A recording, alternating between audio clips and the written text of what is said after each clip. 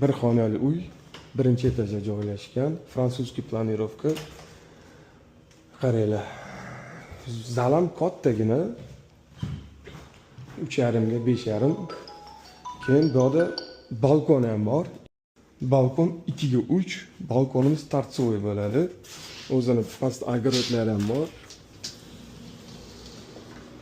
Mana bitta kichkina joyi bor.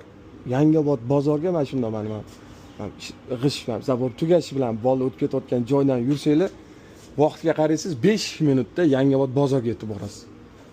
Yangiobod bozorda ishlaydiganlarga yoki bozor atrofida qidirganlarga yaxshi taklif. Mana bu zal bo'ladi.